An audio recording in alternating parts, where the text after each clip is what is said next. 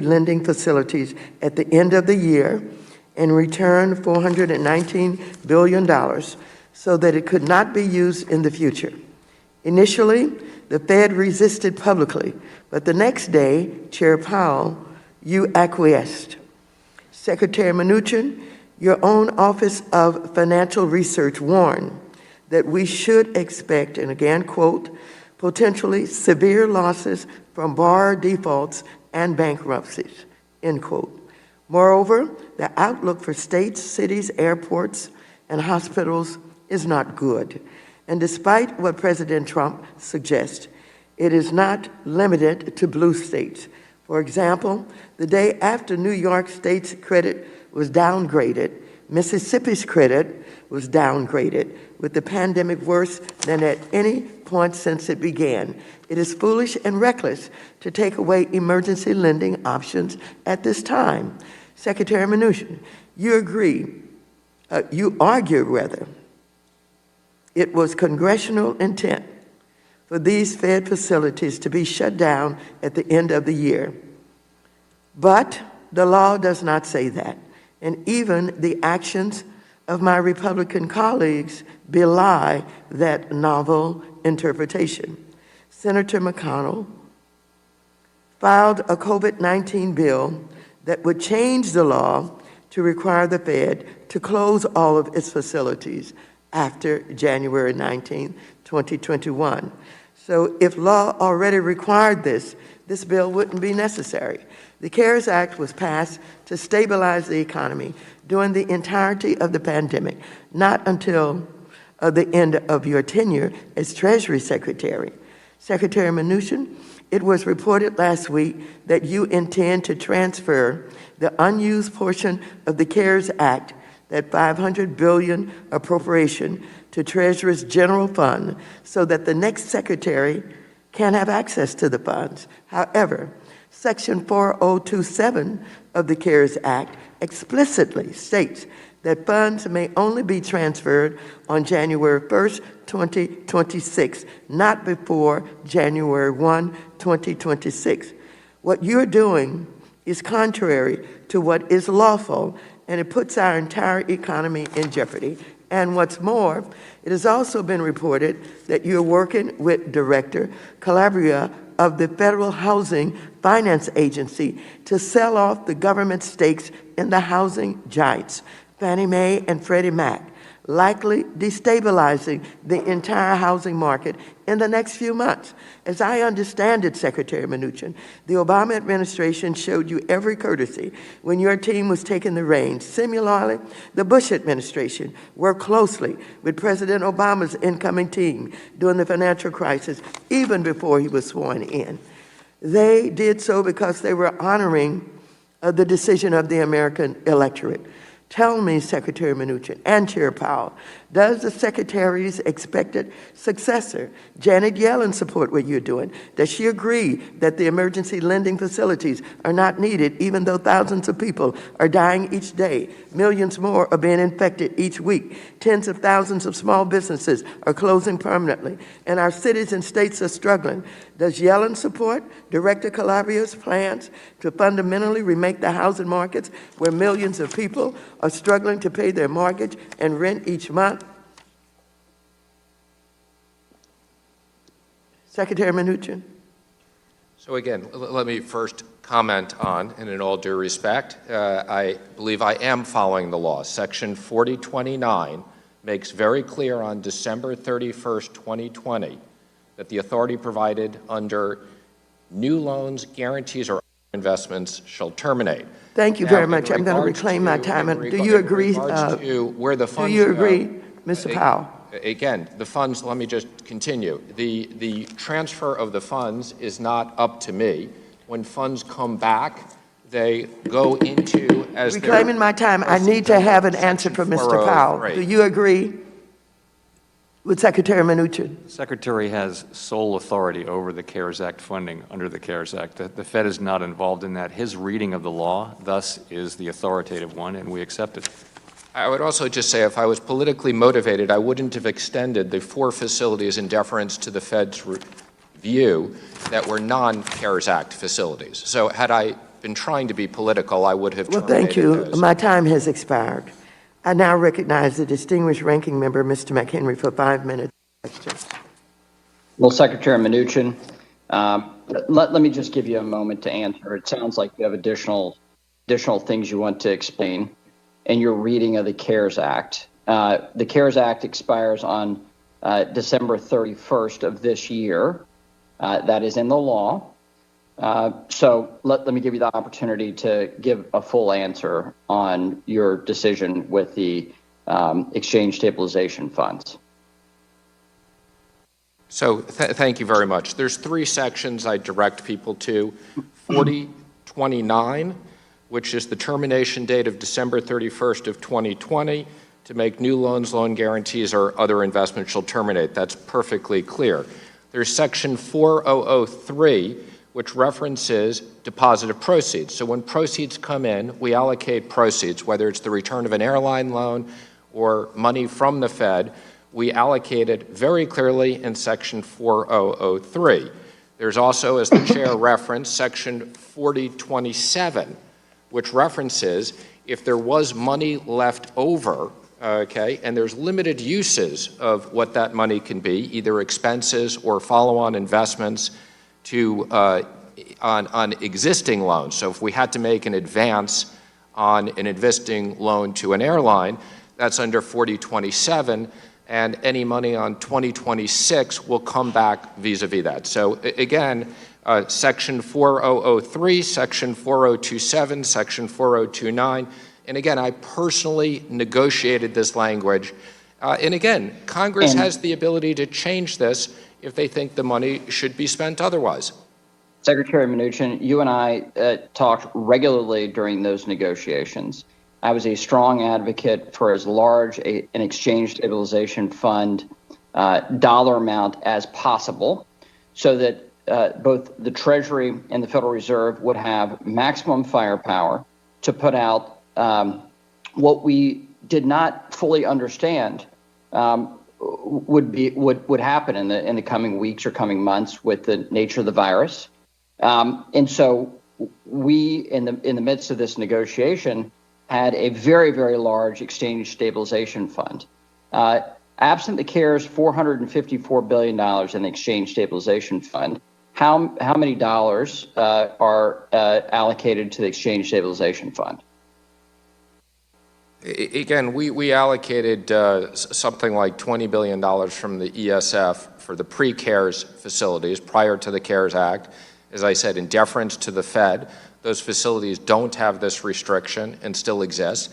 And there's still something like, an additional $50 billion that could be used in the future for emergencies, which would support another $500 billion.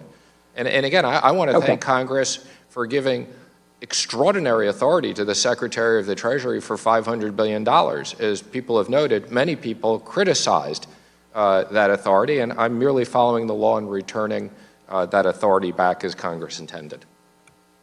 So, Chairman Powell, these facilities of the Fed served a very important purpose in the early days. Their utilization in recent months had not significantly changed in dollar value of Fed lending facilities. And so the 4 remaining facilities are still important as a lender of last resort facility, of course. And so I want to thank you for your work to stand up those facilities, and your work in the last 8 months of this year to stand up more facilities than were stood up in the fullness of the financial crisis of 2007, 2008, 2009, 2010. You stood up more facilities in 8 months, well, actually in 3 months than they did in 4 years. So thank you to you, the staff of the Federal Reserve, for their solid, great work to support our economy and to ensure that this health crisis that's become an economic crisis did not become a financial crisis. I want to commend you for that. Finally, I want to note that I have consistently been an advocate of the independence of the Federal Reserve for making monetary policy and supporting our economy. I do think it's an important hallmark, whether it was Chair Yellen in your seat, Chairman Powell, or your service as Chairman of the Federal Reserve, that we honor the independent policymaking and monetary policy decisions of the Federal Reserve. And I want to thank you for your leadership. Yield back. Thank you very much. The gentleman from Guam, Mr. San Nicolas, who is also the Vice Chair of the Committee on Financial Services, is recognized for 5 minutes. Thank you, Madam Chair, Chairman Powell, and Secretary Mnuchin. Thank you so much for making time to be with us here today. I wanted to open with some questions regarding the Main Street Lending Program, Mr. Chairman. Are you familiar with how much has been authorized for the MSLP at this time? Yes, I am. We made about $5 billion in loans, a little bit of $5 billion in loans. Okay, so we have about $5 billion out there in MSLP. Now, those programs are administered by participating banks. That's correct. Yes. Well, banks, we work. Put it this way: we work through the banking system. We access borrowers through the banking system. We administer the overall program, but the banks are facing off against the actual borrowers. Right, and so these borrowers that are receiving these MSLP funds, are they required to be investment grade borrowers? No. And that just brings me full circle, Mr. Chairman, because the last we spoke, I was discussing the municipal liquidity facility and the Fed's inability to allow municipalities that are below investment grade to be able to access that liquidity. And it was mentioned in our hearings that the Federal Reserve does not provide funding to non-investment grade entities. And yet through the MSLP, indirectly, the Federal Reserve, as you've mentioned, is willing to do so for private sector entities. So as you'll recall, the territories, there are no investment grade overall sovereign investment grade, but we worked with you in your office to work with one of the below sovereign level facilities. The name of it doesn't come to mind. And we also worked with you to be in touch with the Treasury Department under various loan programs that might be useful. But no, the overwhelming majority of municipal borrowers are investment grade, and we did limit the facility to that. Well, the reason why I'm raising this point, Mr. Chairman, is because I just wanted to highlight the inconsistency in the policy. Because if investment grade is a requirement for the Federal Reserve to be providing financial support, particularly as the lender of last resort, and it's not imposing that same requirement on private sector entities that are accessing the MSLP, I again beg the question: why are we doing so for municipal entities trying to access the municipal liquidity facility? I appreciate your staff trying to work with us in looking for workarounds in this environment. But I mean, it's just so glaring, Mr. Chairman, that these private companies are not investment grade. They're able to access the support. I'm glad they are. I want them to. But we're not allowing municipal entities who are not investment grade to be able to access the specific facilities that we set up for our municipal circumstances. So I just wanted to put that on the record, Mr. Chairman. I'm hoping that you guys can again go back to the table and reconsider this, given these issues that we're bringing to light. And at the end of the day, we need a solution for our municipal entities that are below investment grade, but are in the same boat as all of these private sector entities that are able to access capital through the MSLP. Thank you, Madam Chair, and I yield back. Thank you very much. The gentlewoman from Missouri, Ms. Wagner, is recognized for 5 minutes. Thank you, Madam Chairwoman, and welcome, Secretary Mnuchin and Chairman Powell.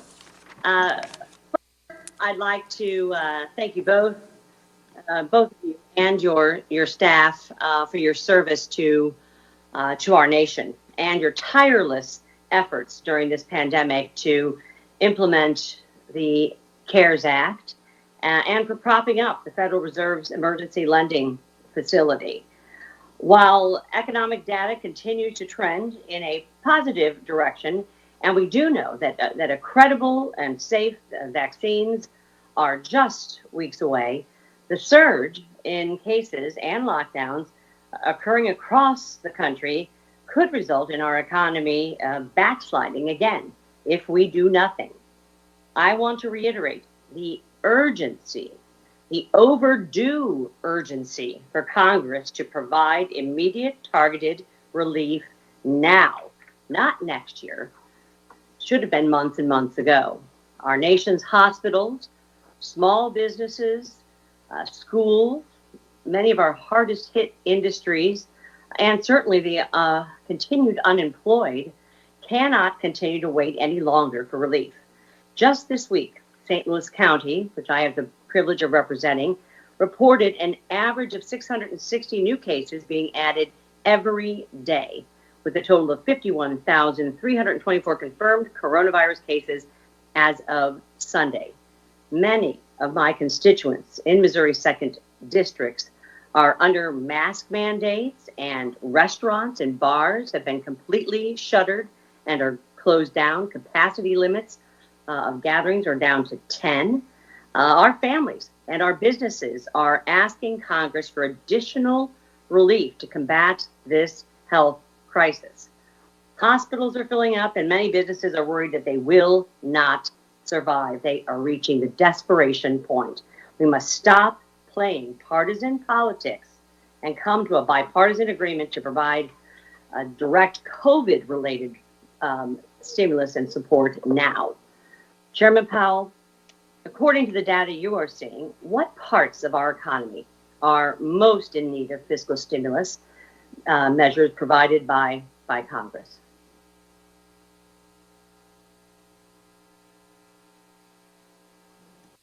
Thank you. I think there are many sectors that could use some help, and of course those decisions are really up to you and the administration, but I'll just mention quickly, I would start with the labor market. I think we ought to remember that despite the rapid progress in getting people back to work, which is so welcome, there's still 10 million people who are out of work because of the pandemic, and that's more than lost their jobs in all of the global financial crisis 10 years ago, which at the time was the biggest recession that we'd had in a long, long time. So there's a lot of work left to do there. The unemployment insurance programs are expiring at year end. I think that's an area where I would certainly look. Another that comes up all the time in our discussions is smaller businesses.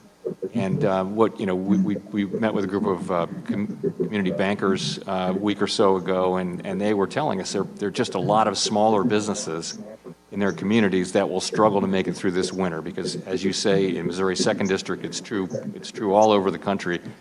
COVID is moving up, and the cold weather, people are staying in, and it's going to be tough on a lot of small businesses. That's another place where I would look. The last is, I do think state and local governments, this differs state to state, but they've had revenues down and maybe not so much in some states, but in some states by a lot, but costs going up. And I think that they deliver critical services. They're living under balanced budget requirements, and so they lay people off, and they've laid off more than 1 million people already. So that's another area where I think it would be profitable to look. Thank you. I appreciate that. Secretary Mnuchin, I'll ask you a similar question. You've mentioned the need for a targeted fiscal package with $455 billion in funds from the CARES Act that did need to be returned to Treasury given the law. How do you suggest we try and tap or reappropriate this money to support the most vulnerable sectors of our economy? My single highest priority would be to activate the $140 billion in PPP funds that are not spent, that we could immediately send out to the hardest hit small businesses whose revenue is down dramatically. I also think Congress should consider extending some of the unemployment insurance programs that expire at the end of the year. I appreciate that. And the Paycheck Protection Program is estimated to have saved more than 50 million jobs, including many jobs across Missouri's 2nd Congressional District. The gentlelady's time has expired. The gentleman from Illinois, Mr. Caston, is recognized for 5 minutes.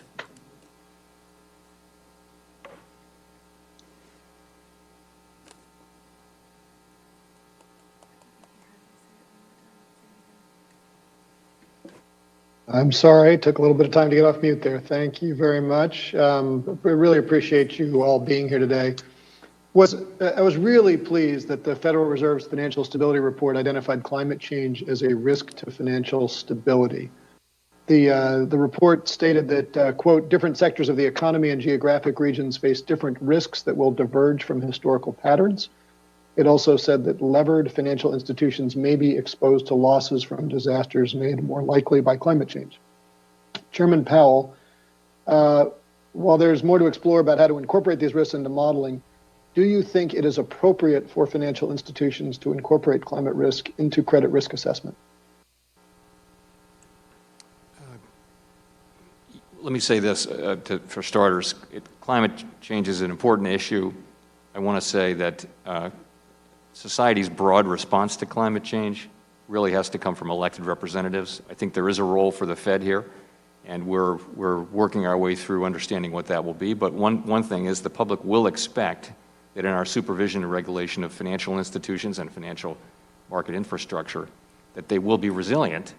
We'll make sure that they are resilient to climate change risks. And I do think that it does fall on banking institutions and CCPs and other financial market infrastructures to evaluate that and incorporate in their own operations, and also, I would think, ultimately in the credit that they extend.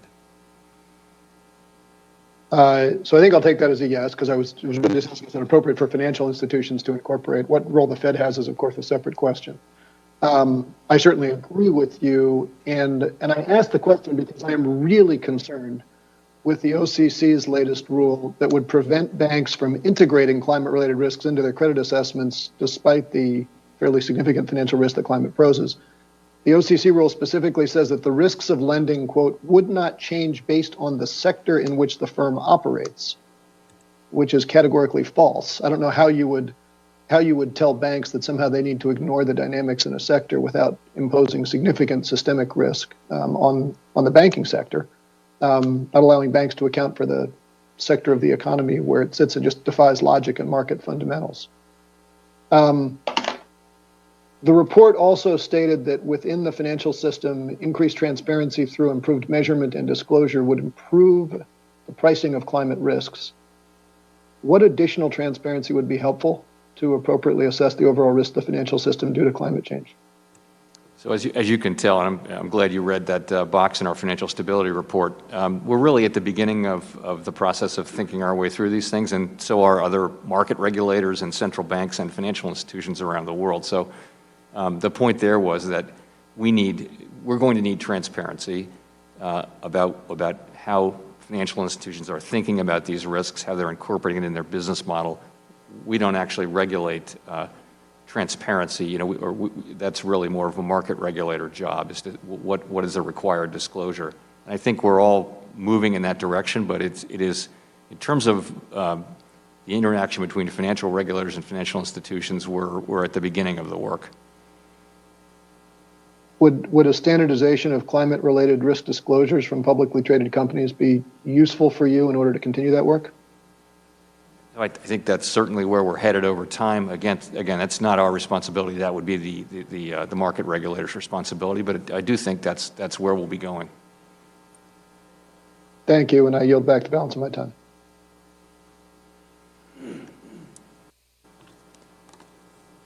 Thank you. The gentleman from Kentucky, Mr. Barr, is recognized for 5 minutes. Thank you, Madam Chair.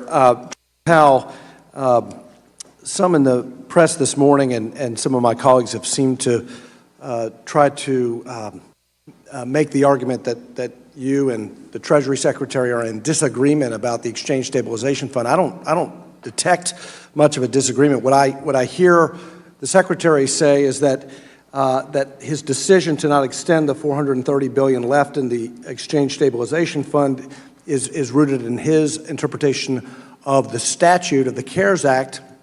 And what I heard you say is that you believe that the Secretary under the law has the authoritative interpretation of that, and you accept that.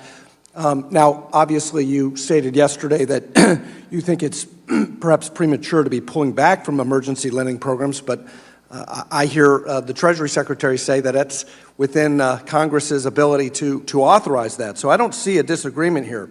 But given the modest take-up in some of the emergency lending programs, particularly Main Street, wouldn't it be wise for Congress to repurpose at least some of that $430 billion towards what admittedly has been an effective program, the Paycheck Protection Program? I hope you won't mind if I use just a couple seconds to clarify Sure. what's going on. So, as I said earlier, the Secretary has sole authority over CARES Act funds. He reads the statute and reads it to say that there's no support for lending after December 31. We accept that. We don't have a role in reading it, and so that's one thing. Our thinking is not about the CARES Act money. It is more about support for the economy. Sure. And we were concerned that the public might misinterpret this as the Fed stepping back and thinking that our work is done, and that's very much not the case. So we needed to send a signal to the public to that effect. And Sure. as the Secretary pointed out in his letter, as we pointed out in our letter, there is Exchange Stabilization Fund money that's available to support the reestablishment of these facilities or other facilities if they are needed and you know, they meet the legal requirements and that kind of thing. Let me just ask this, though. Wouldn't it be wise for Congress at this point, before the end of the year, to repurpose some of those CARES Act funds towards the Paycheck Protection Program, given the concerns of the small businesses that you referenced? I would just say that you know, what I'm hearing from across the aisle and on both sides of the Hill is the desire to do something to fund these causes that the Secretary just talked about and others, and I think that would certainly be a help for the economy. As to where that money comes from, that's really up to you. Well, one area where there's, I think, significant bipartisan support is for streamlining the forgiveness process. A recent survey in Kentucky found that 27% of community banks in Kentucky would not participate in a new round of PPP without streamlined forgiveness and clear rules of the road. Many of the businesses in my district who have applied for forgiveness tell me that the process from the SBA is slow and cumbersome. It's a big problem if lenders will not participate in a second round because of inadequate streamlining of the forgiveness rules. Secretary Mnuchin, you previously indicated your support for legislation to streamline PPP forgiveness. Is this still the case, and what more can we do to ensure participation by community lenders in a new round of PPP? I do support that, and we've created 3 different forms for forgiveness using what authorities we have, and making it as simple as possible for loans that are less than $50,000. But I know there's bipartisan support to pass a bill. I believe it's all loans $150,000 or less, and we fully support that, subject to audit. Thank you.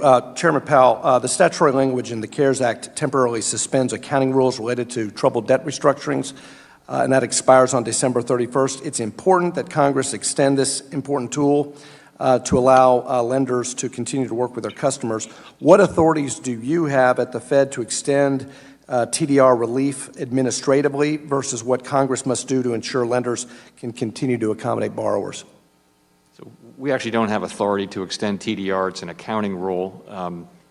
We have a lot of authority, though, and we will use it to make sure that banks continue to work with their borrowers and encourage them to do so, I should say. There's some uncertainty among the auditing community about whether life insurers would qualify for TDR relief under CARES. This is a problem because insurers make up over 13% of the commercial real estate lending market, a sector that's deeply impacted by the pandemic.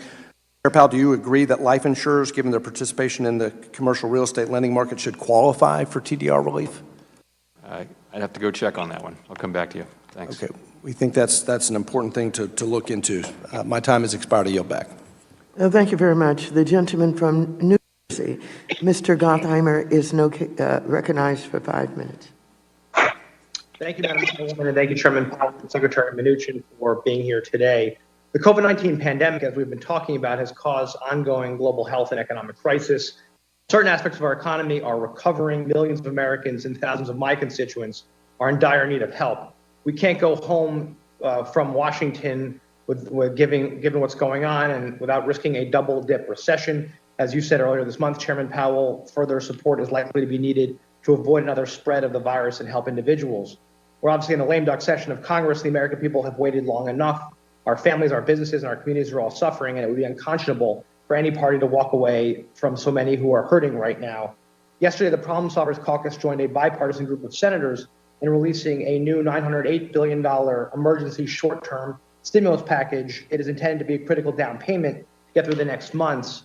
If I can start with you, Secretary Mnuchin, have you had a chance to review the framework by chance? Well, first, let me just say I really appreciate the work that you have personally done and the problem solvers have done in trying to reach bipartisan solutions. I did review it briefly yesterday after my testimony, and I'll be spending more time on it today. Again, I would urge Congress to move quickly on the PPP, which there seems to be enormous bipartisan support. But again, thank you personally for your efforts. Thank you, Mr. Secretary, and I appreciate the work we've done together on this. And obviously, I hope this would be something that if we can get the support here, that the administration might support. Can you, if I could turn to Chairman Powell, would you speak to the urgency for fiscal relief, and what do you believe is at stake this winter for the economy and for families if we don't get an emergency package done in the next week? My view would be that it would be very helpful and very important that there be additional fiscal support for the economy, really to get us through the winter. We've made a lot of progress faster than we expected, and now we have a big spike in COVID cases, and it may weigh on economic activity. People may pull back from activities they were being involved in or not engage in new activities. So I think it would be helpful if we could get that done, if you could get that done. Thank you so much, Mr. Chairman. Just follow up on that.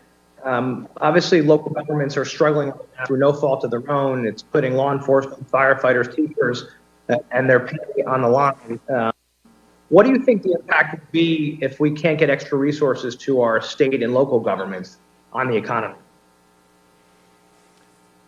So these are really decisions for you, but I would say that state and local governments provide critical services, you mentioned them, and state and local governments live with balanced budget requirements, unlike the federal government. And so what happens when revenues soften and expenses go up is you see layoffs. And that was a big part of the story in the slow recovery from the global financial crisis a decade ago.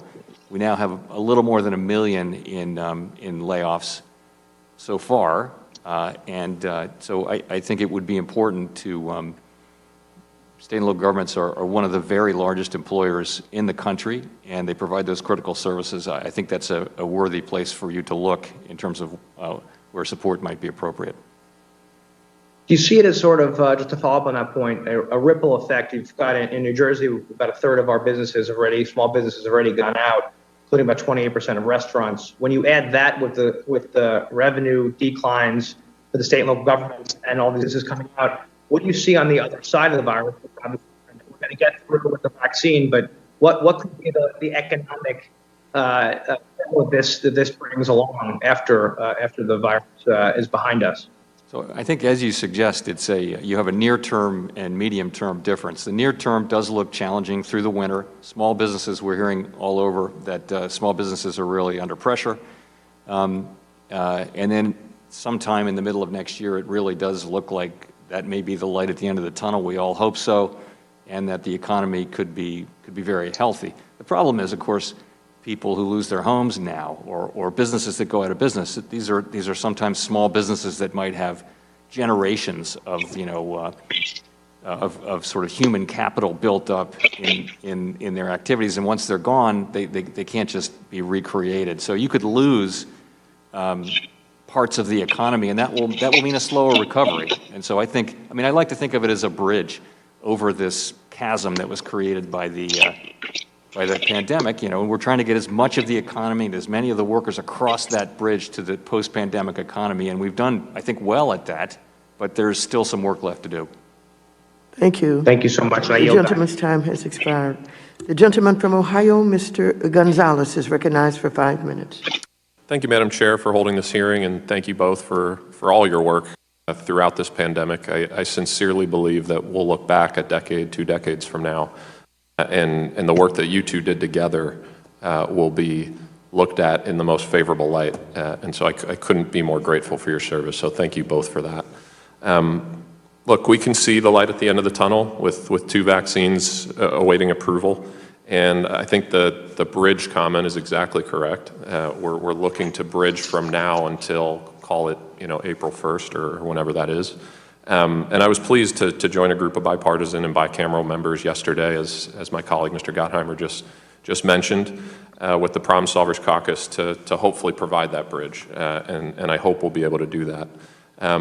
Mr. Powell, Chairman Powell, before I move into some questions on that, going back to the Exchange Stabilization Fund a bit, the main purpose was to provide liquidity to the financial system, to stabilize the financial system.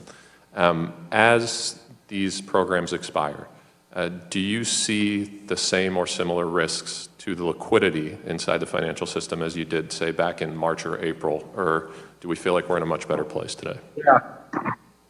We're clearly in a much better place. I mean, to be clear, the utilization in these facilities, most of them, is very, very low now. Nonetheless, we see them as serving a backstop function, and that backstop function, a central banker and we would want to leave that backstop function in place for some additional period of time, but not forever. If you look back at what we did in the global financial crisis, we left them out there until we were well past the difficulty, and then we unplugged them, put them in the attic, and put them away. None of them became a permanent feature of the landscape, and we hope these don't either. So that's the way we think about it. Thank you. That's helpful. And hopefully, as we debate a next package, we can consider that. Secretary Mnuchin, in recent months, we've heard Speaker Pelosi on multiple occasions state effectively that nothing is better than something with respect to additional relief. In your estimation, is nothing better than something for my constituents back home? No. Something is clearly better than nothing. And again, I would urge Congress to do something, if it's just the PPP or more. And of course, that's an obvious statement, which I think everybody knows. But for whatever reason, the Speaker has chosen that path. My understanding is you have continued dialogue with her. I'm not going to ask you to divulge sort of specifics of those conversations, but you've been involved in a lot of deals in your life, certainly as Treasury Secretary. As you've had these discussions, how would you characterize them with respect to willingness to actually get a deal done? Because I think there's a lot of people who like to talk around here, but when it gets down to it, actually don't do that much with respect to closing the deal. How would you characterize the discussions? Well, I would say the good news is when we really needed to get this done last March, it got done with overwhelming bipartisan support. Republicans and Democrats came together in an unprecedented response. When we needed to extend the PPP, people came together in an unprecedented response. Unfortunately, since that period of time, things that, in my opinion, there should be absolute bipartisan support and we could get done. Unfortunately, the Speaker has had, a half a loaf is not good enough and wanted a full loaf. So again, I would encourage Congress, particularly over the next few weeks in the lame duck, let's try to get something done. Yeah, no, I couldn't agree more. And again, to state another obvious point, my colleagues on the other side of the aisle are in the majority. And in order for this to actually get done, we're all going to have to come together to do it, but really the pressure needs to come from them. And I hope that they will use the leverage that they have to encourage the Speaker to put a real bipartisan bill forward, because as Chairman Powell said, as you said, as common sense demands, it is obvious that we need a bridge here. There are people struggling, there are small businesses struggling, there are people who are unemployed who are struggling, and I can almost guarantee you to the person that every single one of them would prefer something to nothing. And I hope that this body will come to common sense and actually get that done. And with that, I yield back.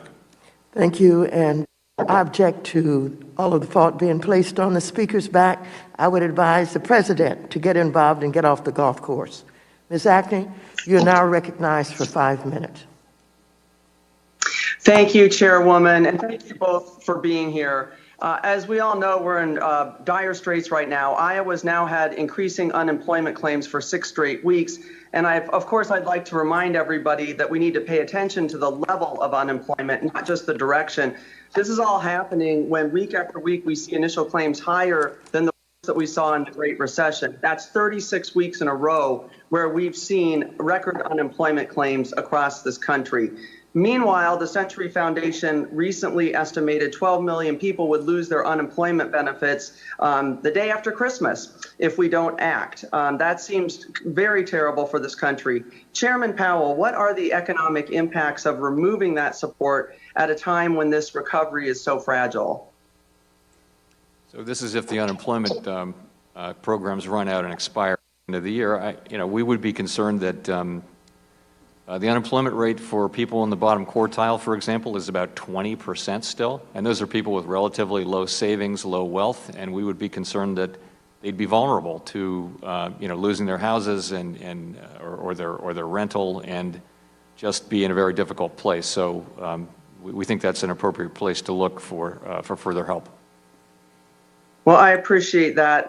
As we all know, 1 in 8 Americans are going hungry. More than 3 million businesses have closed, and we're approaching 100,000 people now hospitalized with COVID. So I'm wondering for either one of you, does seeing this kind of need and the discussion that we've had today show the importance of passing another COVID aid package? And how quickly do we need to get that done?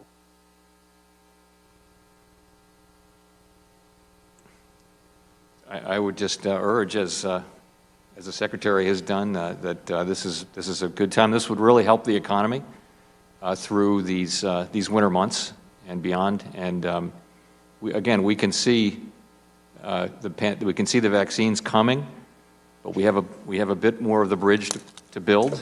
And I think it would be very important for the economy to receive that help. And I would agree with that, as I've echoed. Thank you. And Secretary Mnuchin, I did want to discuss the CDC's eviction moratorium that currently expires on December 31st. A study recently showed 430,000 cases of COVID and more than 10,000 deaths are due to lifting the earlier state and local eviction moratorium. Are there plans to extend that to possibly protect 10 million households from eviction this January? Well, I think, as you know, that wasn't our first choice. Our first choice was really assistance to those people. But I will discuss that with the President and extending it. And Chair Waters, I have been speaking to the President every day and updating him on the state of the negotiations. He would like us to see additional funding. Thank you. I hope we can get that done quickly. We don't have so that we don't have a 20-day gap here where millions of people are going to get evicted. So please get back to us and the chairwoman on what we can expect from that. Thank you. I'd also like to discuss what you're doing with the $450 billion of funds for the CARES Act. I know we've had some discussion here. I'm going to set aside the question of whether or what you're doing is legal because I want to get into why you're doing this. One explanation I've seen is that because you think Congress should use this for fiscal aid, and I don't disagree with that. The problem with this, though, is that if Congress wants to reappropriate money from the Exchange Stabilization Fund, we can do that the same as we can from the general fund. So the only real difference I can see is that leaving it in the ESF makes it a heck of a lot easier for a future Treasury Secretary to use this money quickly to provide for economic support. So why are you choosing to make it harder to support the economy in the future? I just want to clarify because there's a bunch of confusion. Whether it sits in the general account, whether it sits in the ESF, all of this is completely governed by the law. And as I've said, the chair, in deference to him, I extended the pre-CARES Act facilities. If I was looking to do something that was political, I wouldn't have extended those. My result in not extending the CARES Act is merely an administration of my obligation under this law. It doesn't matter what account it's in. That has nothing to do. The money is administered pursuant to the law. And if Congress wants to change the law, that's fine. And the reason why I believe Mitch McConnell has put some new language in isn't in my interpretation of the law. It's because many of you seem to be confused that he wants to clarify it. Reclaiming my time. Thank you, Secretary, but that's just not accurate. The CARES Act is very clear that existing investments can remain there, and that's what you've made happen with the Fed's facilities. So that answer isn't acceptable. Why are you looking for a way not to help American people right now? This isn't your money, it's taxpayer money, and it should be quickly available to American people right now when we need the help. So I see you undermining the American people on your way out the door. You need to reverse this decision so that these programs... The gentlelady's time has expired. Thank you for your service, and I'll go back. Thank you. The gentleman from Tennessee, Mr. Rose, is recognized for 5 minutes. Thank you, Chairwoman Waters and Ranking Member McHenry.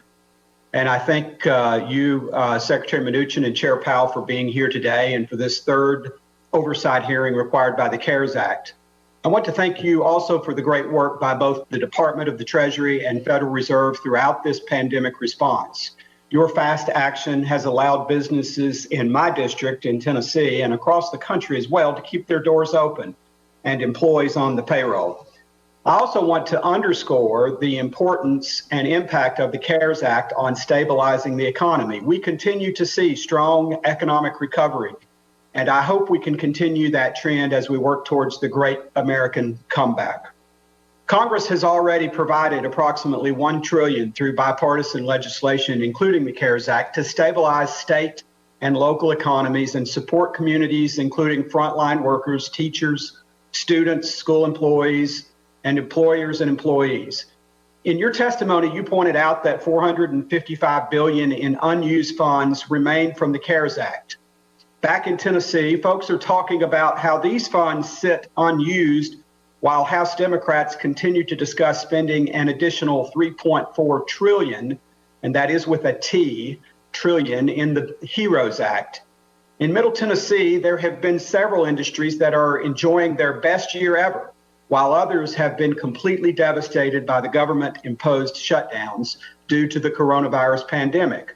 The American private bus and motor coach industry is one of the latter. The motor coach industry plays a vital role in our travel, tourism, and music industries and provides nearly 600 million passenger trips per year.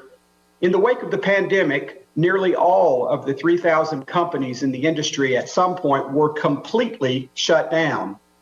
36,000 vehicles were parked, and most of the over 88,000 employees were laid off. We have billions of dollars sitting unused, and yet this industry still needs relief. Congress must act to provide targeted relief.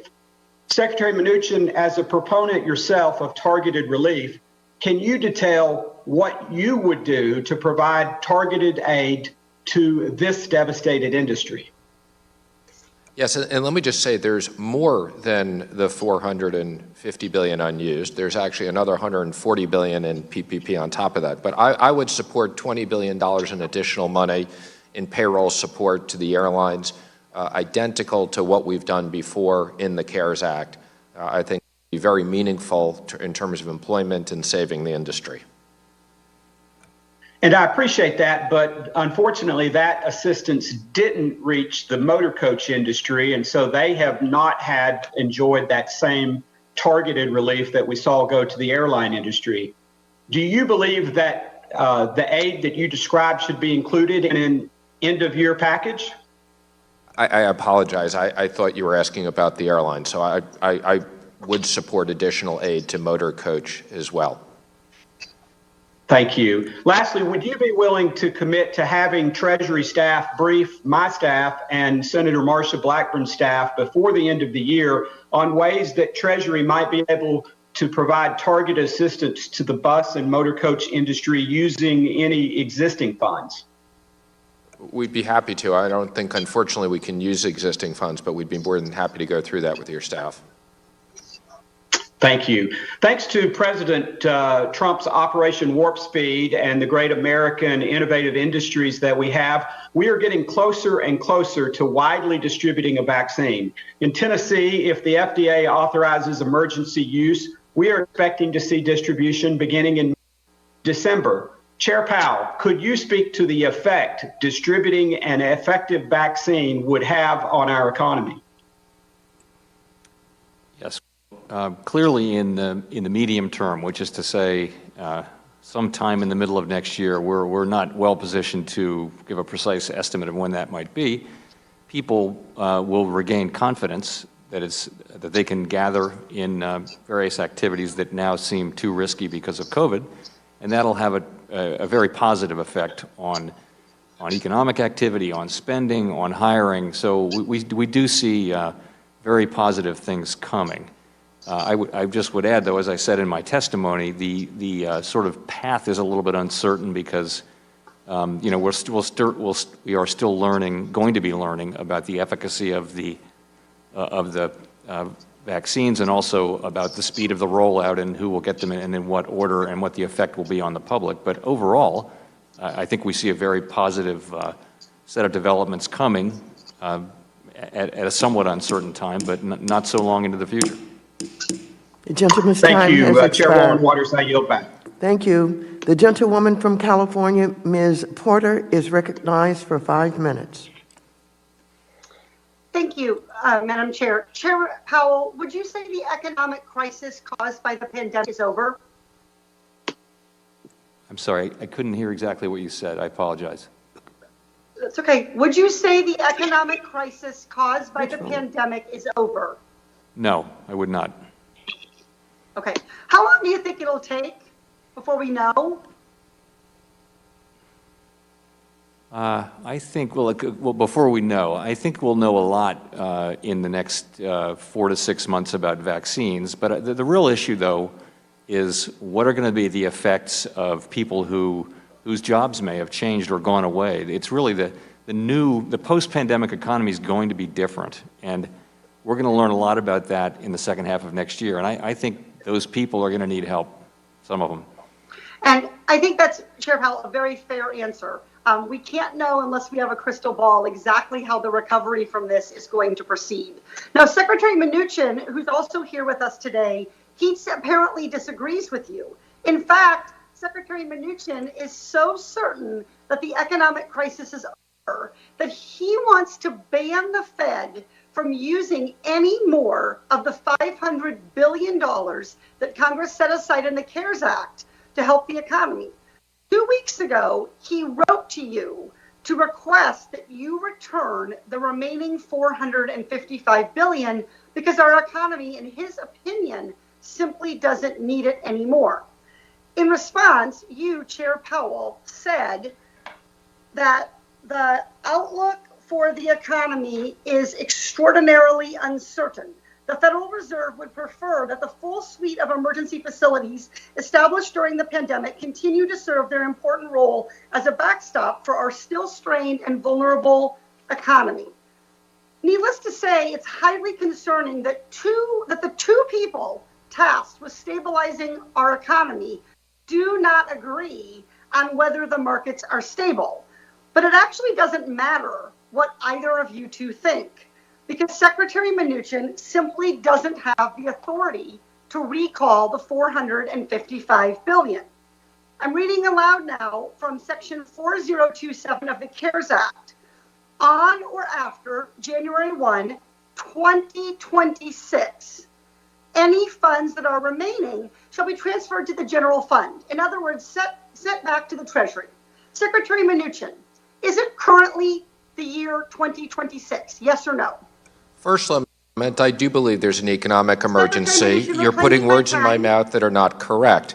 Second of all, okay, the answer is that 4027. The time belongs to the gentle lady. Reclaiming my time, Mr. Mnuchin, you start by answering my question, and I will ask you others. Is today the year 2026? Yes or no? Of course it's not 2026. How ridiculous to ask me that question and waste our time.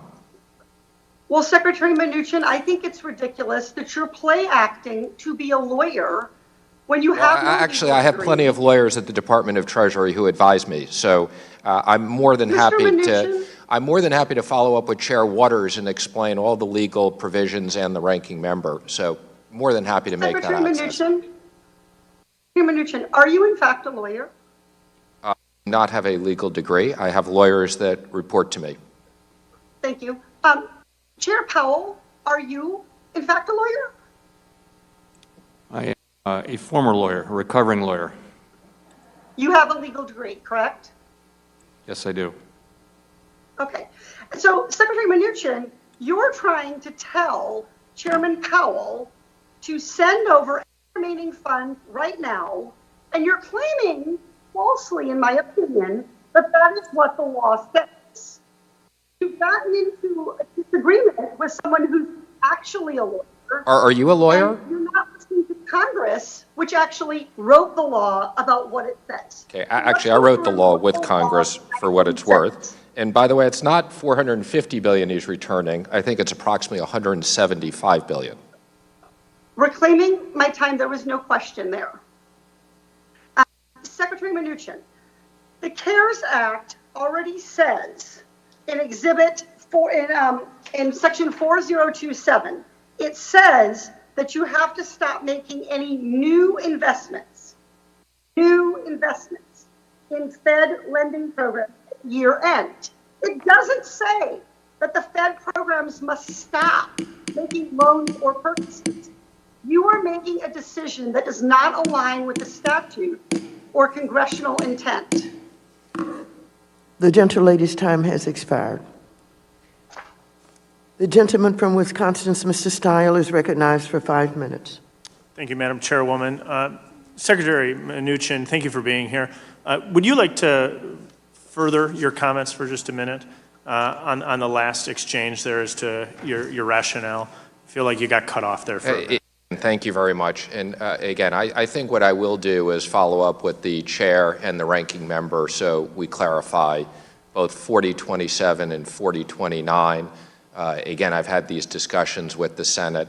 And again, if there's any misunderstanding on this, again, this can be changed. Appreciate it. Thank you very much, and thank you for being here. Chairman Powell, if I can ask you a question. The Fed balance sheet currently stands at $7.2 trillion, more than $3 trillion above where we started at the beginning of the year. At the hearing on June 17th, I asked you about how the Fed would manage its balance sheet going forward to mitigate inflationary pressures. I think we need to keep this issue in mind in light of the unusual monetary and fiscal tactics we've been required to employ this year to maintain the economic growth and stability that we've had. When we spoke, you commented that during the last recovery, going back a ways, the Fed waited until it was, quote, well down the path of recovery, end quote, before deciding what to do. In that you asserted that the balance sheet, I think in your words, doesn't present issues at the current time, suggesting that addressing the balance sheet size was not a priority. We're now 6 months later. Our economy has begun to recover. The unemployment rate has fallen from approximately 10% to closer to 7%. Multiple vaccine trials have been successful, and we're expecting distribution in the not distant future. We're not out of the woods yet, but there is cause, I think, for optimism about our economic recovery. Could you comment on the indicators that you're watching closely as you consider taking steps to begin to restore the Fed's balance sheet to its pre-pandemic levels? Sure. So our priority remains supporting the economy until we're really well through this. We are going to keep our rates low and keep our tools working until we feel like we really are very clearly past the danger that's presented to the economy from the pandemic. So we're not considering pulling back any of our support for the economy, and we're not going to until we feel very confident that it's no longer necessary. The time will come to start thinking about balance sheet issues, and we have the model of what we did in the last financial recovery, and I was at the Fed during those years when we were considering that. That time will come. It's well into the future. I think we know how to do it, and that's slowly and carefully. I think we've also seen all of these years of large balance sheets, and understandably, people were concerned after quantitative easing began that there would be inflationary pressures or market distortionary problems, but we really didn't see them. So we don't want the balance sheet to be, in the long run, any bigger than it needs to be. But the main thing for us is to keep the support that the economy needs until we're confident that it no longer needs it. Thank you for your comments. If I can shift gears, Chairman Powell, as you know, LIBOR is linked to almost $400 trillion in financial contracts. So the implications of the transition away from the benchmark are quite significant. I'm especially concerned about some of the tough legacy contracts reference LIBOR and are unchangeable. On Monday, the Fed, FDIC, and the OCC issued statement recognizing some of these developments and reiterating, among other things, that banks should transition away from U.S. dollar LIBOR as soon as practical. Are you concerned that some financial market participants may continue to reference LIBOR in contracts even after the relevant phase-out dates? Well, as you know, we've provided guidance to market participants that we would strongly discourage the use of LIBOR for new contracts after the end of 2021. And then there's a proposal which will go out for comment, but the idea would be that LIBOR would cease to be published, would cease to exist, except in the tail, in the remaining outstanding contracts at June 30, 2023. So it's very important that people understand that LIBOR should not be assumed to continue to be published after that. That does mean there will be a so-called hard tail, and we do think that will take legislation, and we've been working with Congress and also at the New York State level on that. So we think that's important, but not urgent from a time standpoint, but something that will need to get done. Thank you very much. Thank you both for being here. I yield back. Thank you. The gentlewoman from Massachusetts, Ms. Presley, is recognized for 5 minutes. Thank you, Madam Chair. Chairman, you have consistently called for greater fiscal aid. Testified, quote, the risk of overdoing it is less than the risk of underdoing it, end quote. I agree with you here, Chairman Powell. This is not a question of either or. We absolutely need further stimulus, but Congress has also provided the Fed with over $450 billion to support lending to cities, states, and small businesses. Now, in fact, in your March 23rd press release announcing these emergency lending facilities, you state 3 times that the Fed is, quote, committed to using its full range of tools and authorities, end quote.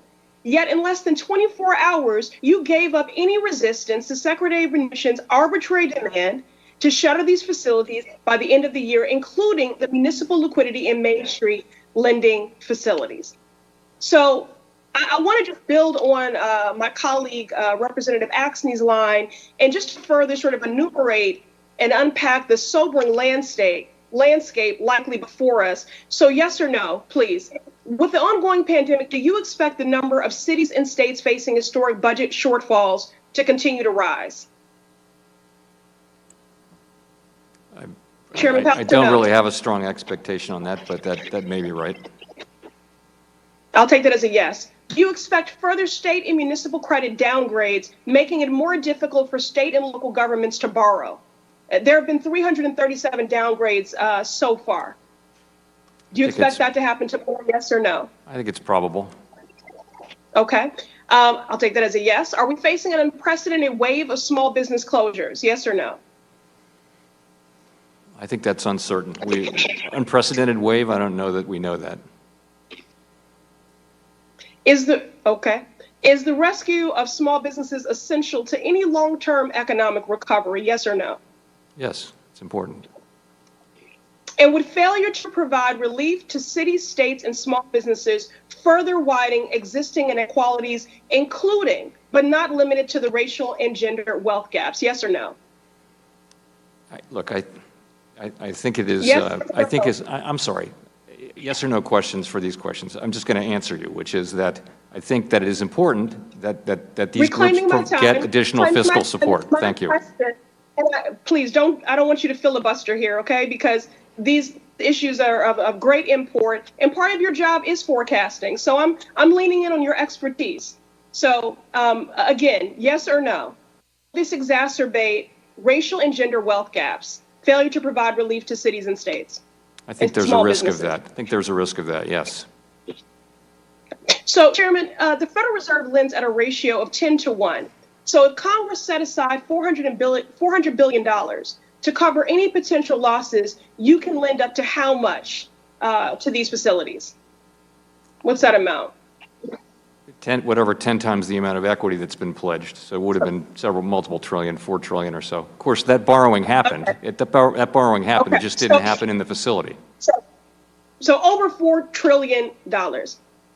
So you have a responsibility to support maximum employment, yet in the midst of a global pandemic, you have been complicit in eliminating over $4 trillion in potential relief to cities, states, and small businesses. And then adding insult to injury, the secretary wants to move this money to Treasury's general fund, conveniently out of reach of the incoming administration and in direct violation of the CARES Act. I know there's been this sort of Jedi mind trick going on here, but we know what our intentions are and we can read, and they're supposed to be available for up to 5 years. So I'm not even sure why we've been going back and forth on that. But I did also just want to ask about, let me for a moment just turn to Secretary Mnuchin, just building on the line from my colleague, Congresswoman Porter here. So what does it state in section 4027, subsection C, paragraph 2 of the CARES Act? Just want to make sure we're operating with the same information. 4027 allows, to the extent we've made an example in an existing loan to an airline, if we need to advance additional money to that airline in a protective capacity, or if we have expenses, that's what 4027 applies to. And again, it says very clearly that there are certain funds that can be used to 2026 and will continue to be available in 4027. 4027 and 4029 work together. 4029 has the December 31st, 2020. I'm reclaiming my time because, I don't know, we must be reading a different text. So, Mr. Secretary, section 4027. The gentlelady's time has paragraph expired. 2. Thank you. Thank you. The gentleman from Texas, Mr. Gooden, is recognized for 5 minutes. Thank you, Madam Chairwoman. Secretary Mnuchin, thank you for your prior support for credit risk transfer as a means of reforming Freddie and Fannie as expressed in Treasury, the administration's housing reform plan. Does that support still exist, and do Treasury and the administration still support CRT for the GSEs, and more importantly, the de-risking of Fannie Mae and Freddie Mac that protects taxpayers? Yes. Would you like to elaborate any on I think credit risk transfer is a very effective mechanism of supporting the institutions. I also think that capital accumulation is something that is very important, and ultimately capital raising, so that taxpayers are not at risk. Thank you. As you know, myself and many of my colleagues in both chambers of Congress, a variety of stakeholders who have filed comments have urged FHFA to ensure a robust risk-based CRT market in the new capital framework for the GSEs. And while I support the capitalization of the enterprises, I have real concerns about the impact of FHFA's capital role on the CRT market. FSOC and Treasury provided a brief 4-page review of FHFA's 400-plus page proposed capital rule with little to no analysis of the impact on the markets for CRT or mortgage-backed securities. Do you think FHFA's capital rule provides adequate capital relief for CRT, and has Treasury, FSOC, or the Office of Financial Research examined the effects this rule could have on the CRT market or access to mortgage credit? We have done some work on that, and we'd be happy to follow up with you on it. Thank you. I would appreciate that. Mr. Powell, you were filibustered earlier. Did you have any further comments? The floor is yours. I'll give it to you. I've got 3 minutes. Well, thank you. I just would say that, for example, the Muni facility, the level of municipal borrowing is set to exceed the all-time annual record this year, and that's because of the backstop of this facility. You don't measure the success of the facility by the amount of lending it does. It succeeded in restoring, borrowing in the markets at very low levels for municipalities and other state and local government entities across the credit spectrum, small, medium, and large. So I just say I think it's been quite a success. Thank you. I appreciate it. Madam Chair, I yield back. The gentlewoman from New York, Ms. Ocasio-Cortez, is recognized for 5 minutes. Thank you both so much for coming to offer your testimony today and your expertise. Secretary Mnuchin, not to belabor the point, but I did want to dive back in here to section 4027 and 4029 that you're referencing. I do think it's important that we discuss this because you are you are bringing it up as the main rationale as to why you are kind of bringing these funds back into the exchange stabilization fund.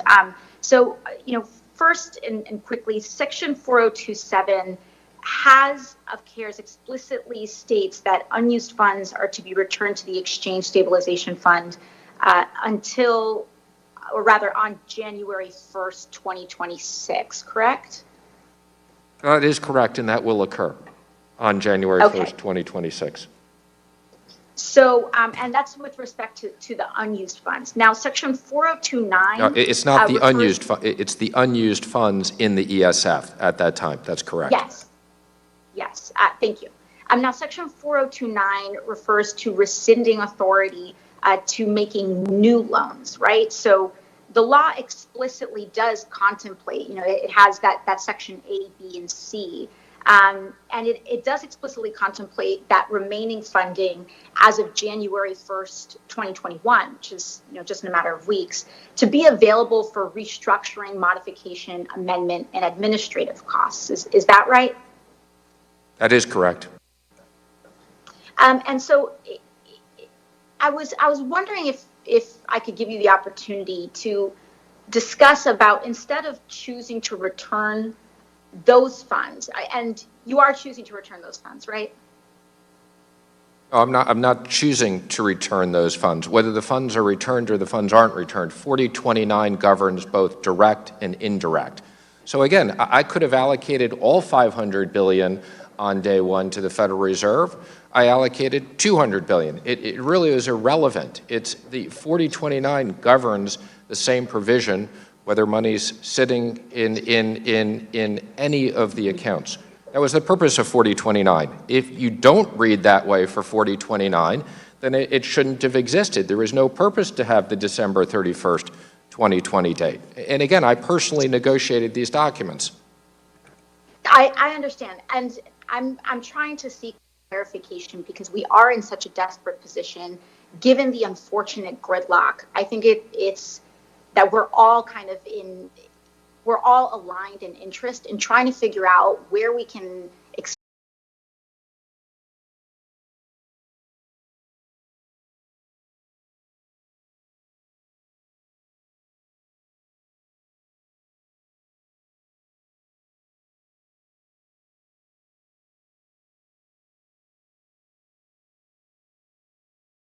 So again, in my example, we have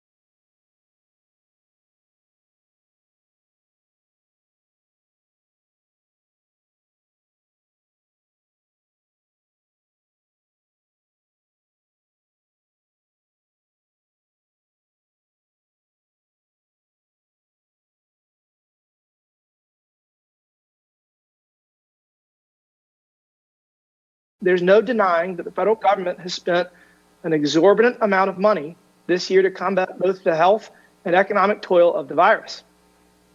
As our national debt climbs towards $30 trillion, it could very well hit $30 trillion next year between the next COVID relief package and deficit spending for next year, we as policymakers are looking to provide targeted relief for our constituents. How do we get the best bang for our buck? In other words, what type of economic relief or stimulus will be the most effective in preserving and creating jobs? And secondly, how would you recommend policymakers address our mounting debt over the next few years?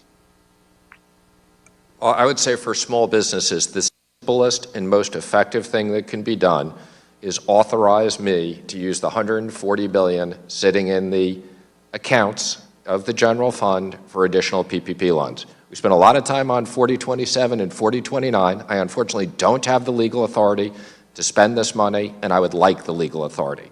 That would be the simplest thing to do. My next question is that enough? Is that enough? What about the businesses that have had a 97% revenue loss? Whether it's an event venue or a minor league baseball team or any other business that has been totally shut down. They are not looking at this as we need more PPP loans. They're looking at it from the perspective of the government has literally ended all revenue. What do we do for those businesses? Well, the good news about PPP loans is if you use the money correctly, they go and immediately become grants and they're forgiven. And I do agree we should pass legislation to simplify the grant forms. And I agree with you. Stages, restaurants, entertainment business, and $140 billion isn't enough. I would allocate $300 billion to this immediately. I couldn't agree with you more, and I appreciate that sentiment. And I urge everyone involved that we pass this immediately. It needs to be done before Christmas. And I don't think it's productive talking about whether the president's playing golf or not. Everyone is at fault. Politics are what is to blame, and we need to rise above the politics, and we need to get this done. I'm going to ask some additional questions. Secretary Mnuchin, yesterday before the Senate Banking Committee, you indicated that Fannie and Freddie should not be released from conservatorship without appropriate capital. Can you expound on that a bit? Does that mean that they should have at least the required amount of capital under the FHFA's new capital rule? And would that be the minimum capital level or the minimum capital level plus the buffers specified in the 2020 rule? Well, let me just be clear. Despite the fact that the director and I are having conversations, we've made no decisions at Treasury whatsoever yet. We are contemplating.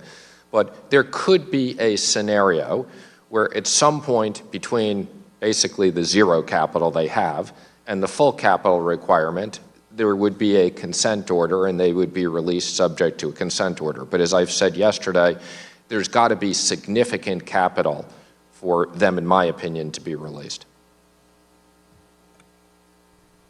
Thank you. I want to really thank both of you for all the work you've done in the last year. It has been truly remarkable, and I'm optimistic that we can get on the other side of this pandemic soon and get our economy back humming. And with that, I yield back. Thank you. The gentleman yields back. The gentlewoman from Virginia, Ms. Wexler, is recognized for 5 minutes. Thank you, Madam Chairwoman, and thank you very much, Secretary Mnuchin and Chairman, for joining us here today and for all your work during this pandemic. Secretary Mnuchin, one of the facilities that you're allowing to expire at the end of the year is the Main Street Lending Program, which, as we've discussed, has had a number of issues and I would submit has been really kind of a disappointment. I mean, it was designed to support up to $600 billion in lending to small businesses and medium-sized businesses, but in 8 months, it's only supported about $5 billion of loans to about 420 companies. Do those numbers sound right to you, Secretary Mnuchin? They do, and I would acknowledge I'm disappointed as well that there wasn't more take-up. It was something the Fed and we worked very hard, but it was very difficult to design a program that could be really used. Well, one of the loans that was to a Welshire Financial Services, a company that is in car title lending. And I assume you're familiar with this loan because it's been reported in the media lately. Are you familiar with this loan that was made? I'm really not familiar with the loan. I've seen things in the media, but I don't have access to the underlying loan documents and the underlying loan files that the Fed has. Right, so you didn't have a role in making this loan because it was only between the lender and the borrower, right? I had no role other than setting the policies with the Fed chair for the facilities. And I assume the loan complies, but I don't know. And one of the policies, though, was that those loans would not be available to finance or lending institutions, correct? I believe that's correct, but I'm not familiar with the details of the loan, as I said, you're referring to. Well, I'll tell you a little bit about it because they were able to exploit a loophole in the law by organizing in Texas as a consumer credit access company rather than a lender. And they did that in Texas to avoid their usury laws there. And so now they have a $25 million loan from the U.S. government, taxpayer funded at 3%, which they're lending out to people at 350%. Would you agree, assuming that that is correct, would you agree that this violates the spirit and the intent of the law and the regulations? I would, and I would expect that the loan will be reviewed and audited. Okay, so you agree that it's not a good look, especially given that it has come to light that the owner of the company is a major donor to the president. Again, as I've said, I don't know the specifics of the loan, but I agree based upon what you're saying, that was not the spirit and the intent of the use of the loans. Can I get a commitment from you here today that you'll review that loan and consider clawing back the money?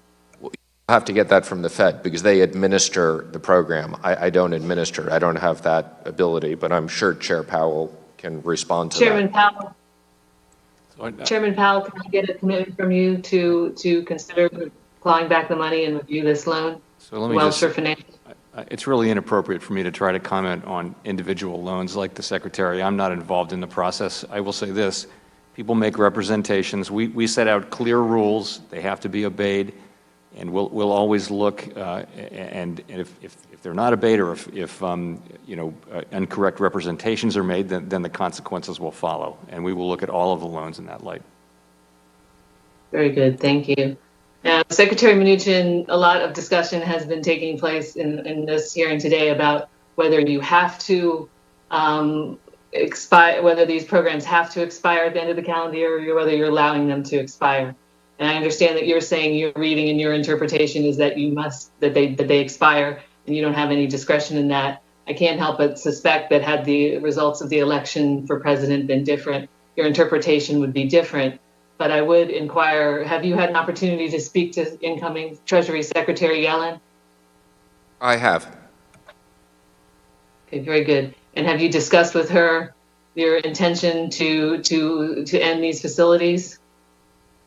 I have discussed with her. We are cooperating with the transition. I had a very good working relationship with her when she was the Fed chair, and I have advised her that my reading of this and my interpretation was non-political and was following the law. So yes, I did advise her of that.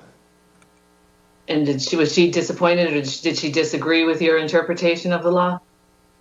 She didn't reflect an interpretation one way or another.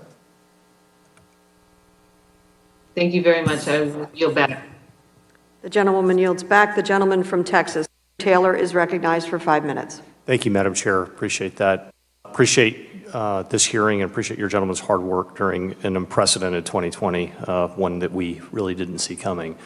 I want to talk about the policy decisions that are made in this building versus broad help, which is what we did in the spring, versus targeted help, which I think is something that we're talking more about.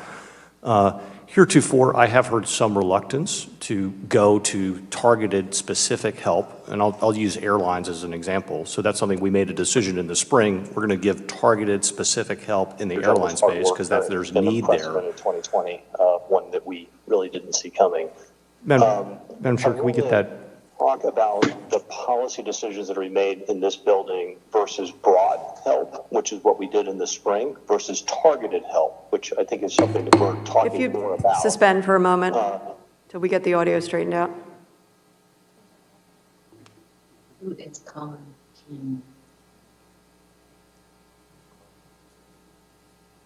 Can resume. Okay, thank you. And so as we think about, it's something I've been very concerned about is the hospitality space, largely because the unemployment there numbers are so enormous. Talking in the 10 million people that are currently unemployed as a result of COVID, approximately half are in just in one specific sector in the hospitality space. So it is my concern or belief that we need to be targeted in this building. And I'll point out that the problem solver package that came out yesterday, the PPP reload was designed specifically, it's a much smaller number by saying you had to have a 35% drop in revenue, right? So that created a limiter of kinds to say, all right, hey, if you're doing well, you're not going to be able to get a PPP reload. And I have businesses in my district that do telemedicine, and their sales are up 100, 200, 300% because telemedicine's a big thing, right? They're doing better. They don't need a PPP loan. They still have business problems, but it's not a PPP reload that they need. Chairman Powell, would you concur that it is time to begin to think more about specific targeted help rather than broad help into sectors that are in harm's way? I think the timing and the scope and the components of this are really up to you. I would say I do see a number of areas, and I mentioned them earlier, including small businesses that do need help, and I think that would be broadly very helpful for the economy were that to happen. And I'll point out it's probably better for the taxpayer rather than just handing out tons of money everywhere, to be specific. Secretary Mnuchin, would you like to speak to the need of targeted assistance versus broad assistance? Yes, I agree completely. And as you've rightly said, if we're going to do more PPP loans, we should have a provision that companies' revenues are down. That's pretty straightforward. Okay. Well, I certainly appreciate your guidance and insight, and will continue to advocate on that front. And I have to admit, I've been somewhat entertained by the discussion about Section 429, which I've had to pull up and just to make sure I was thinking about it correctly. And I'll just read 429B. On December 31st, 2020, the authority to provide under this subtitle to make new loans, loan guarantees, or other investments shall terminate. That seems very clear in terms of, that's 429B. So the ability for you to make new loans, Mr. Secretary, new loans, loan guarantees, or other investments terminates. Is that, I mean, that's what the law says. I think that's what you're saying. It is, and as I've said, if the committee, anybody on this committee doesn't think that's what it said, and they think that that doesn't apply, then they would have given me unlimited authority to use this money forever. Sure. And I don't know why 4029 would have been inserted. So I haven't had anybody rightfully explain if 4029 doesn't, what was the purpose of it? Sure. And I mean, in 429B, again, I mean, it could have said December 31st, 2021, in which case it would go on for another year, but it's clearly the end of this year is the termination of your authority under the law. And I just want to say, I'm a believer that equal law, equal protection under the law, and then I commend you for following the law and reading the law and not trying to twist it into something that it was never meant to be.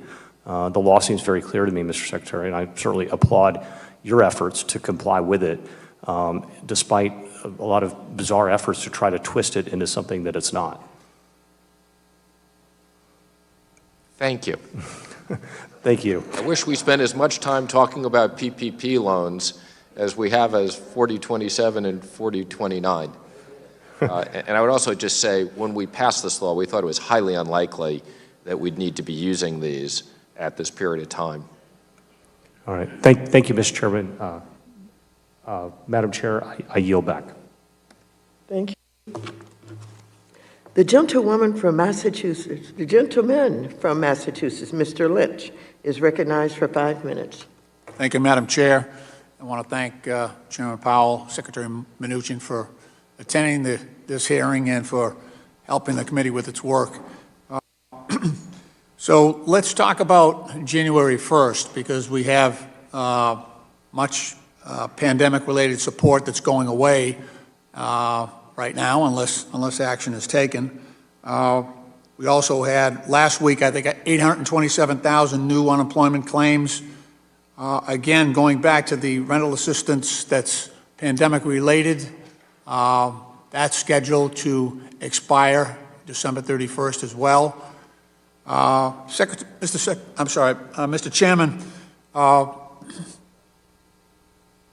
we're going to be in a bad place, I think, on January 1st. And even if there were a last-ditch effort by Congress to put something in place, what we saw in the CARES Act was there was a considerable lag time before we could actually get the help out to the American people, whether that was small businesses or people waiting for stimulus checks or supplemental unemployment benefits, working with the states. Is there power that you have, independent of Congress, in terms of an appropriations? I'm talking about, let's take renters' assistance for right now.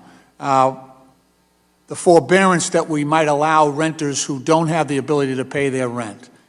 Of course, we'd have to protect the small landlords, the landlords that are out there who are getting pressure from banks and mortgage companies to pay their, to render payment to them, and then ultimately to the bondholders as well, that underwrote those mortgages and are expecting payments. Do you have independent power that might provide relief in the short term until Congress can get its act together and come to agreement on a larger package similar to what we did in the CARES Act? Sir, we do have broad, but we don't have that kind of powers. Those are really powers that fall to the legislature. Nobody elected us. You created us under statute. You gave us very specific powers, and they don't involve. I understand that, but I was here in 2008, and the folks on your side of the table, were doing their darndest to rescue Wall Street, and now it's Main Street that's under the gun, and so I'm just asking for the same consideration and the same sense of urgency when it's regular workers or just average families that are struggling to pay their rent. I would just like to see that level of urgency and seriousness that I saw back in 2008 when we were trying to rescue the big banks. I have to be honest, I think I see a little bit of laissez-faire with respect to average families. I don't see that sense of urgency, and Mr. Secretary, with all due respect, you seem way too eager to give away or give back or render back the resources that were available. I didn't see a long and hard discussion about how can we get this money out to the people who need it. Rather, it was, well, this is what the law says, I'm going to do it,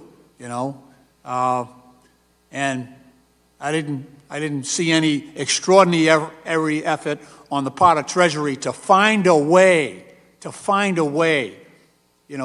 go into court, ask for an interpretation to say, do I have the ability to continue these payments and this relief to the American people, or am I prohibited from doing so?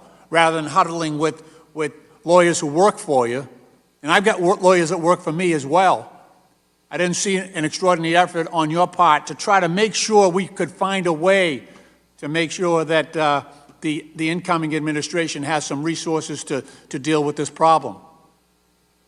I just want to be clear. I spent the last 4 months trying to work with Congress to get additional legislation passed. I've been on probably 100 calls. We all have. What people need, we all have. People need fiscal response. These programs were not used.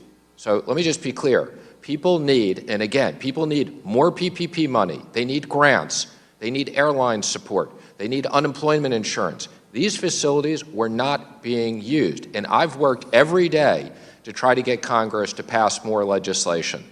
So I don't appreciate that comment that I haven't worked hard. Well, sir, I would just say that what I saw when Wall Street was on the hook was creativity to the nth degree in ways of repurposing money to make sure they got what they needed. And I would just... The gentleman's time has expired. I would just I say, yield back. if I had any... From New York, Mr. Zeldin is recognized for 5 minutes. Thank you, Madam Chair. Secretary Mnuchin, feel free to use some of my time here to complete your thought. I'll yield to you. Thank you. I was just saying, if I had any legal authority or I could get the president to sign an EO tomorrow to send out the $140 billion to small businesses that need PPP loans, I would do that. And again, for all the conversations we've had on these facilities which were barely being used, most of which did support big corporations, I might add, okay, and not Main Street, enough money to Main Street. Main Street needs more money, grants, PPP. Thank you.